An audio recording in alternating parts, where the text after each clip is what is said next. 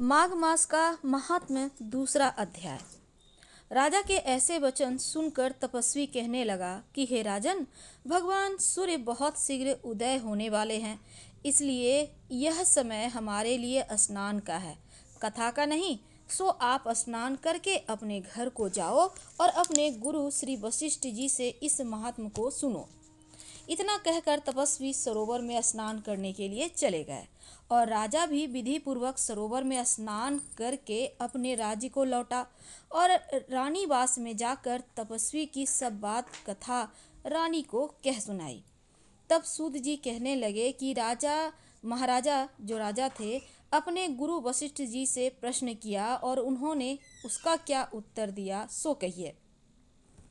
तब व्यास जी कहते हैं कि सूत जी, राजा दिलीप ने रात्रि को सुख से सोकर प्रातः समय ही अपने गुरु वशिष्ठ जी के पास जाकर उनके चरणों को छूकर प्रणाम करके तपस्वी के बताए हुए प्रश्नों के अति नम्रता से पूछा कि गुरुजी, आपने आचार, दंड, नीति, राजधर्म तथा चारों वर्णों के चारों आश्रमों के क्रियाओं का दान और विधान, यज्ञ और उनकी विधियां, व्रत, उनकी प्रतिष्ठा तथा भगवान विष्णु की आराधना अनेक प्रकार से तथा विस्तार पूर्वक मुझको बतलाइए।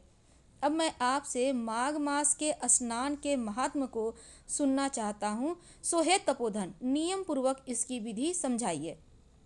गुरु वशिष्ठ जी कहने लगे कि राजन, तुमने दोनों लोकों के कल्याणकारी, वनवासी तथा गृहस्थियों के अंतःकरण को पवित्र करने वाले माघ मास के स्नान का बहुत सुंदर प्रश्न पूछा है। मकर राशि में सूर्य के आने पर माघ मास में स्नान का फल गौ भूमि, तिल, वस्त्र, स्वर्ण, अन्न, घोड़ा आदि दानों तथा चंद्रायन और ब्रह्मकुर्त पर्व आदि से भी अधिक होता है। बैसाख तथा कार्तिक में जप, दान, तप और यज्ञ बहुत फल देने वाले होते हैं, परंतु माघ मास में इनका पालन फल बहुत ही अधिक होता है। माघ में स्नान करने वाला पुरुष राजा और मुक्ति के मार्ग को जानने वाले होता है। दिव्य दृष्टि वाले महात्माओं ने कहा कि जो मनुष्य माघ मास में स्वकाम या भगवान के निमित्त नियम पूर्वक माघ मास में स्नान करता है वह अनंत फल वाला होता है। उसको शरीर की शुद्धि, प्रीति, ऐश्वर्य तथा चारों प्रकार के फलों की प्राप्ति होती है। अदिति ने 12 वर्ष तक मकर संक्रांति में अन्न त्याग कर स्नान किया, इससे तीनों लोकों को उज्जवल करने वाले 12 पुत्र उत्पन्न हुए। माघ में स्नान करने से ही रोहिणी, सुभगा, अरुंधति दानशीलता हुई और इंद्राणी के समान रूपवती होकर प्रसिद्ध हुई। जो माघ मास में स्नान करते हैं तथा देवताओं के पूजन में तत्पर रहते हैं, उनको सुंदर स्थान, हाथी, घोड़ों की सवारी तथा दान को द्रव्य प्राप्त होता है। अतिथियों से उनका घर भरा रहता है और उनके घर में सदा वेद ध्वनि होती रहती है। वह मनुष्य धन है जो माघ मास में स्नान करते हैं, दान करते हैं, व्रत नियमों का पालन करते हैं। दूसरों के पुण्यों के क्षीण होने से मनुष्य स्वर्ग से वापस आ जाता है, परंतु जो मनुष्य माघ मास में स्नान करता है वह कभी स्वर्ग से वापस नहीं आता। इससे बढ़कर कोई नियम, तप, दान, पवित्र, पाप नाशक नहीं है। भृगु जी ने मणि पर्वत पर विद्याधरों को यह सुनाया था। तब राजा ने कहा कि ब्राह्मण, भृगु ऋषि ने कब मणि पर्वत पर विद्याधरों को उपदेश दिया था सो बताइए। तब ऋषि जी कहने लगे कि राजन, एक समय 12 वर्ष तक वर्षा न होने के कारण, सब प्रजा क्षीण होने के कारण संसार में बड़ी उद्विग्नता फैल गई। हिमाचल और विंध्याचल पर्वत के मध्य का देश निर्जन होने के कारण श्राद्ध, तप, स्वाध्याय सब छूट गए। सारा लोक विपत्ति में फंसकर प्रजाहीन हो गया। सारा भूमंडल फल और अन्न से रहित हो गया। तब विंध्याचल से नीचे बहती हुई नदी के सुंदर वृक्षों से आच्छादित अपने आश्रम से निकलकर श्री भृगु ऋषि अपने शिष्यों सहित हिमालय पर्वत पर गए।